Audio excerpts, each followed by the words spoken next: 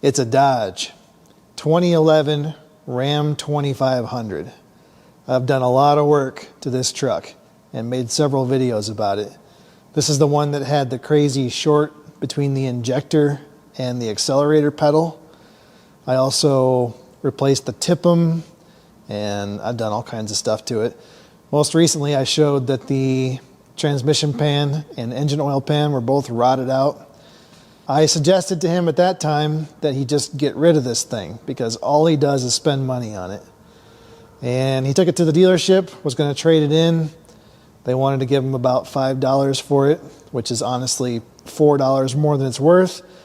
And he got mad, and now he wants to fix all the problems, which is not possible, but we can fix some of the bigger ones. I replaced the transmission pan and the engine oil pan. It wasn't too bad of a job, but there's a bunch of other problems. So let's keep working our way through the list. The body's starting to go, but the frame's pretty decent, at least for our area. He keeps freaking out about the four-wheel drive. He doesn't think it's working, and I guess the dealership told him it wasn't working. But I've checked it 3 times, and every time I've checked it, it works just fine. So there's our new transmission pan, new engine oil pan. Also replaced that brake hose pretty recently. And then I could not get a firm brake pedal. It's a little better now, but I think the master cylinder might be goofed up. Anyway, kind of the big problem here, we got some leaks. So sort of take your pick. Looks like it's leaking from the transmission cooler lines. That would be that puddle right there. But the bigger problem is that puddle right there, which is coolant. You can see it dripping down there at the back of the bell housing. But it's not coming from the back of the engine. Pretty sure it's coming from the front of the engine. You can see it on the cross member there. It seems to be leaking from multiple places, but they're all centered around the water pump. So I suspect that's where we're going. Either the gasket has failed, or the seal has failed, or something has rusted through, or some combination of those 3 things. Also, he says the power steering's not working, and I agree.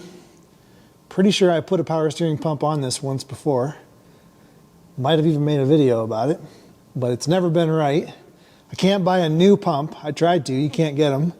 So all I can get's a reman, and they're all pretty crappy. So maybe we'll do that too. Try a new power steering pump. If that doesn't fix the problem, I don't know what to tell them. Anyway, I'm gonna pull some things apart. We'll start draining the coolant out. I think we're putting a water pump on this truck. Coolant is drained. Let's start the disassembly. I pulled the clips out of this flap, but I believe we have to remove this section of the shroud.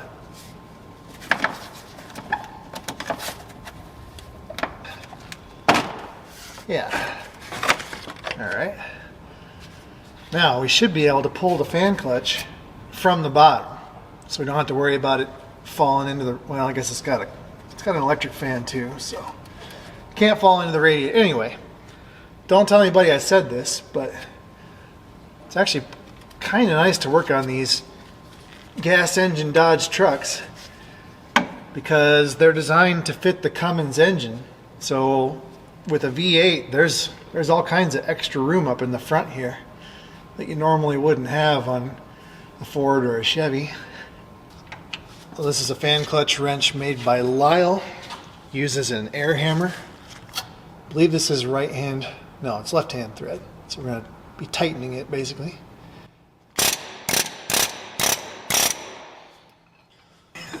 Pretty rusty.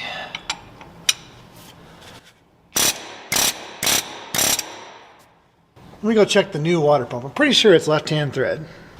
Yeah, left hand thread.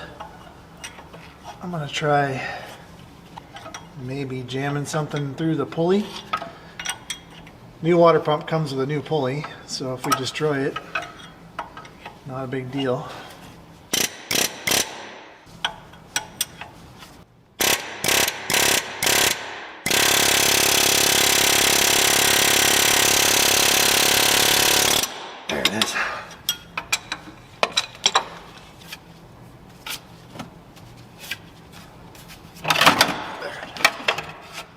Okay, I guess we can go ahead and pull the belt off while we're down here too.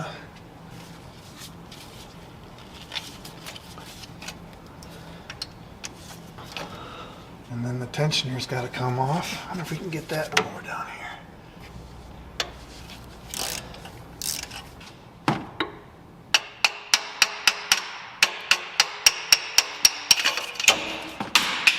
And down. Fudge. Broke the pulley on the tensioner. Well, that was pretty dumb. Probably going to be about a $60 mistake.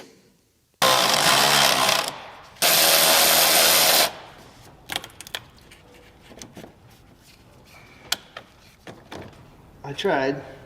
Still broke it anyway. I'm not doing too good here. Too short to work on this truck. And I'm saying that as a person who's not short.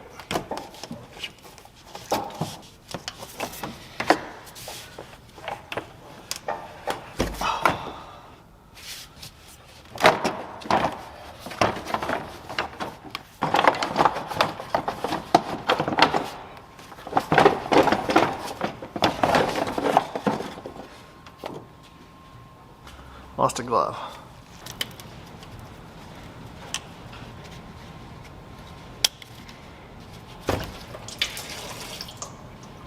A little rubbage on the back side of that heater hose. Might want to do something about that.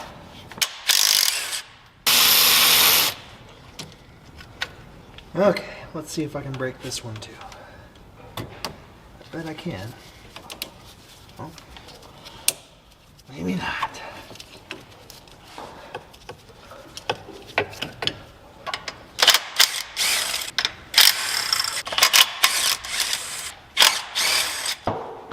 Wind is just ferocious today.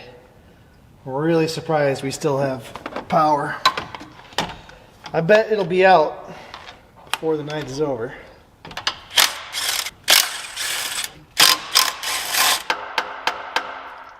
What is the holdup? Oh, there's one I missed. That would probably help. I think that one's got to come out. Lights are flickering.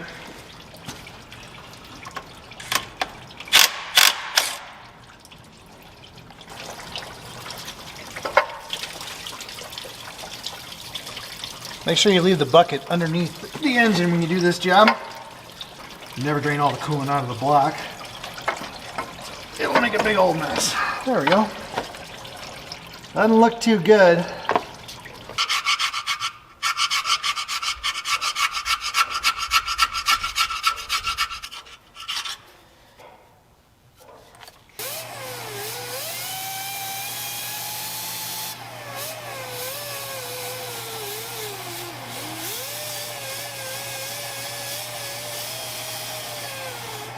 This is an O-ring style gasket, and they just don't work in our climate because of the corrosion. You can see where it's been leaking here and here. I mean, that's just powdered, corroded aluminum. There is no gasket right there. Pretty bad through here. But the real bad parts are on the top. So this is the top of the pump here, and the salt and debris gets packed in the top, and it just corrodes everything. So that gasket's gone there, and then it's really bad in here where all this junk got caught in this kind of natural cavity. So that's not going to work.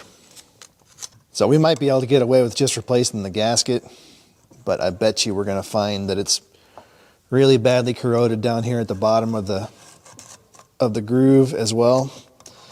So like I said, this just doesn't work in our climate.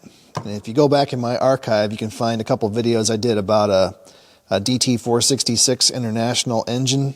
The timing cover uses this same style of gasket, and it was leaking, and that one actually rust jacked so badly around the bottom water inlet that it cracked the housing. And I tried to replace it with a used housing, and it was actually worse. So we ended up welding it, and it was not good. That's all just powdered, corroded aluminum in there. I don't know why they choose to use this style gasket. I mean, even a regular paper gasket would hold up better in our climate than what these do. Of course, this is kind of an extreme example. Freaking plow trucks. Yeah, that thing's junk.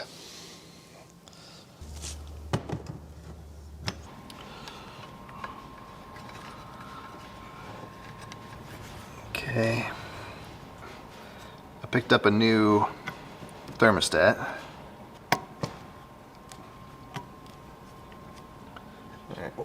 Put the little vent tab towards the top, and then the water outlet, it's a little rusty. It's got a little kind of spot here that I don't like very much.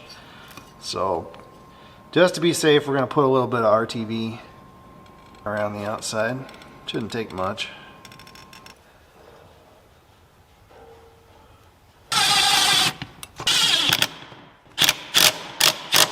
I'm also going to put a little bit of RTV on this gasket. And I know you're not supposed to. You shouldn't have to in an ideal world, but fortunately this is the real world. And I'm worried if we don't do something, we're going to have a leak. So we're not going to go crazy. That'll work. I cleaned up this surface the best I could, but there's still some pitting just from the corrosion, and there's really nothing I can do about that. So that's why we need the RTV. It'll fill in those little gaps and at least give us a fighting chance. I've had pretty good luck using that method. I mean, there's really nothing else you can do.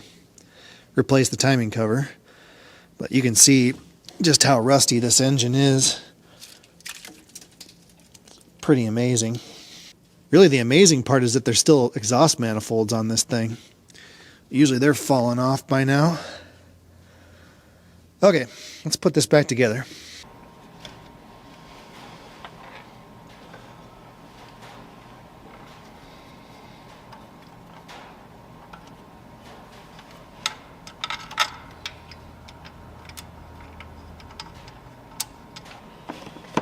There's at least 4 different styles and lengths of bolts, so it's kind of a guessing game. So some of them thread into the timing cover, some of them thread through the timing cover.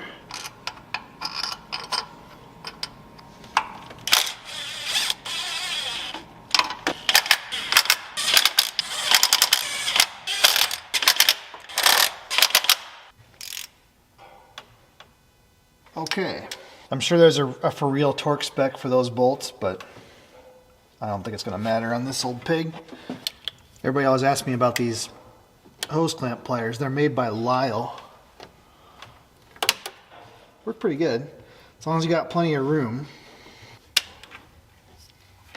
This goofy bracket's got to go back on.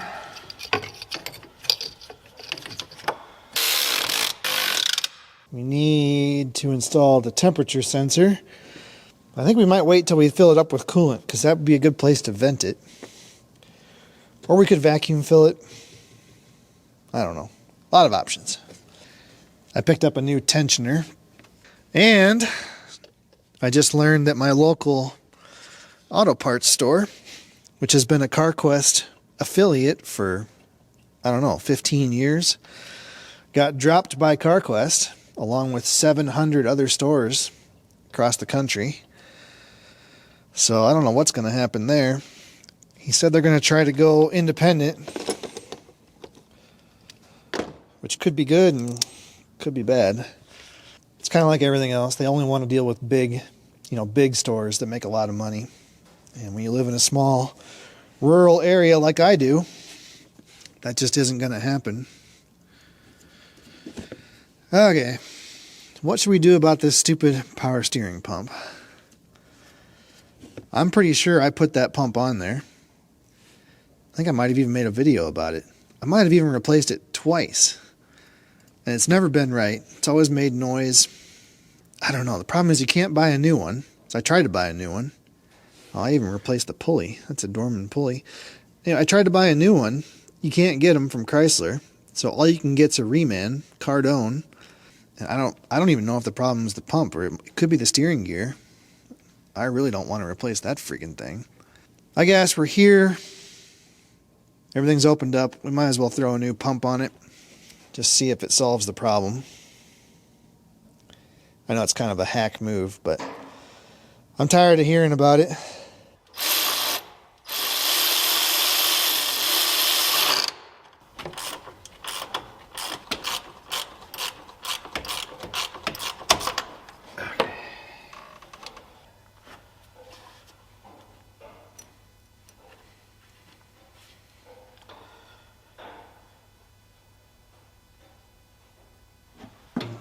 Nothing we can do about it.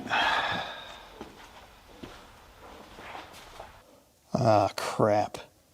I pulled that line just a little bit because it was rubbing on the reservoir. Now it's leaking. Ah, crap. Nobody's going to have that either. Alright. Better go find some parts.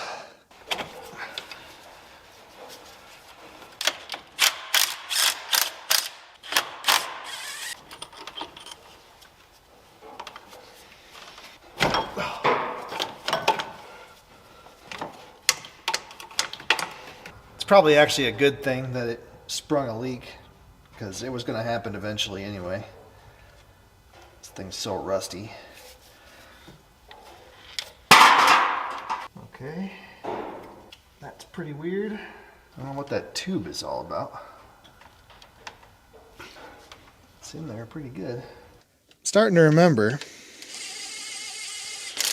Pretty sure the last time I replaced this power steering pump, it was so freaking rusty that the pulley was seized on the shaft, and I ended up just ripping the flange off with the puller tool.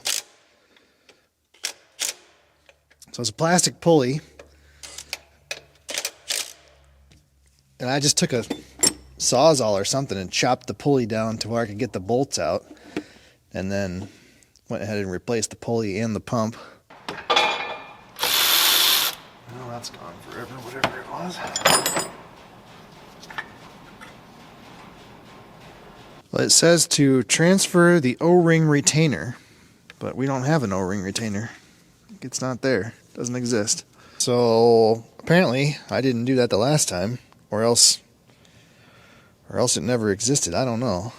Not sure what to do about that. It's supposed to have a little ring that goes in front of the O-ring. I'm not sure why. I guess if it has opposite pressure, I don't know.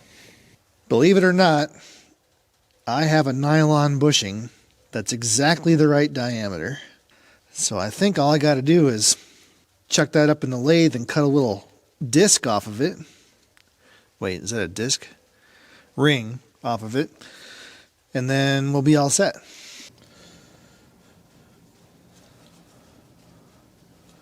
think that'll work. I don't know, it says it will leak if you don't have it. And we didn't have it before, and it wasn't leaking. So, who knows? Really?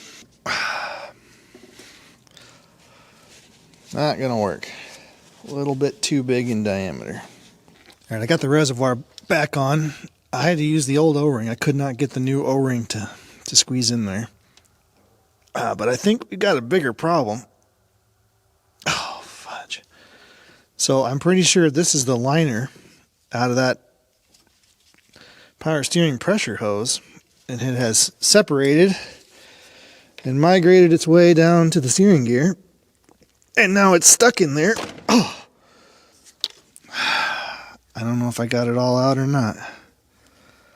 So I could jam something down in there and see. I'm hesitant to say that was the problem, but it sure couldn't have been helping things.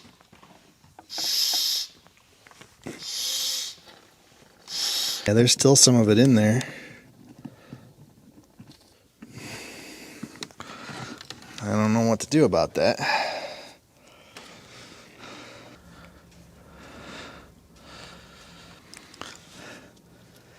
And that's not working at all.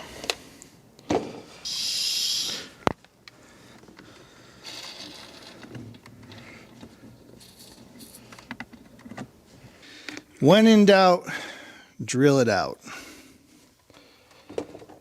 Except I got to be able to see. I need one of those suction machines like the dentist has.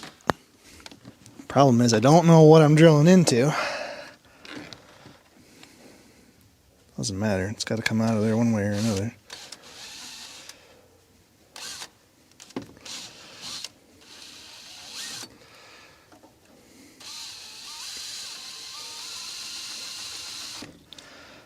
Got through something.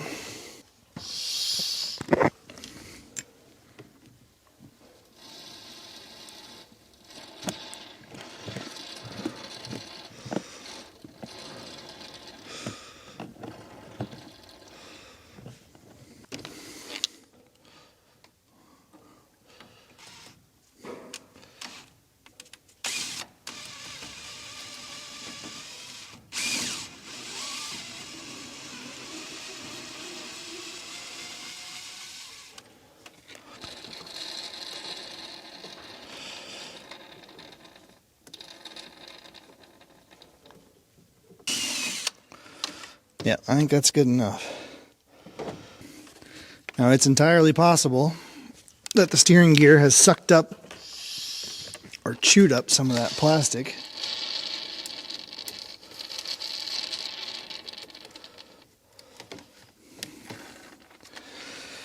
And there's just not much I can do about that. Well, there's your problem. Pretty sure that is the plastic lining of the flexible part of the pressure hose, and it came loose, worked its way down through the hard line, and got jammed in the pressure port of the steering gear. And I don't know how it was working at all. I mean, all the fluid would have had to go past this, this obstruction, basically banana in the tailpipe. That's pretty crazy. I have never seen that before. And I assume that was the problem the whole time. I mean, I doubt it needed a power steering pump. I didn't know. How do you diagnose something like this? I don't even have equipment to do, pressure or flow testing on a power steering system. So, yeah. I don't know whose fault that is. Partially mine, I guess. But at least we got it fixed. Yeah, that's pretty crazy. So we'll see what happens. He may have to replace the steering gear. Good enough.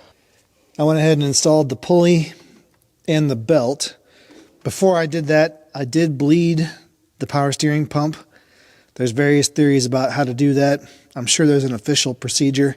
What I did was just crack the line loose down there at the steering gear and then spin the pump over by hand until I had fluid coming out down there.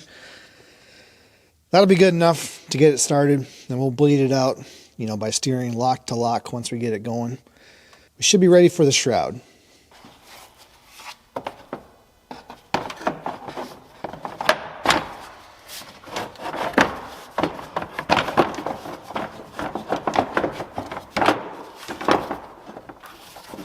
Boy, I don't make that very easy, do they?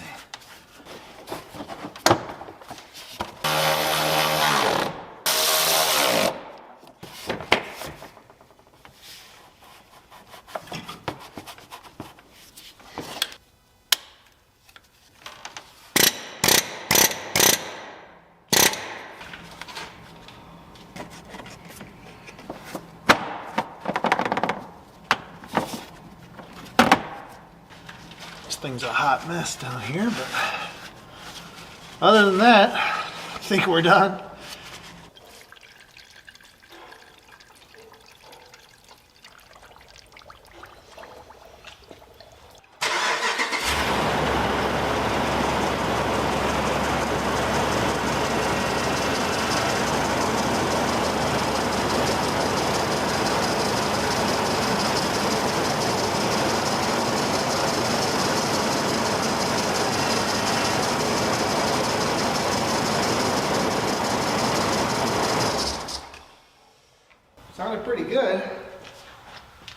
usual whine.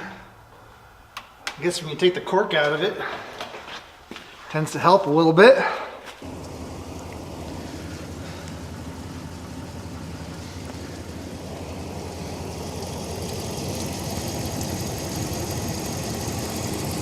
Looks pretty good. Sounds pretty good.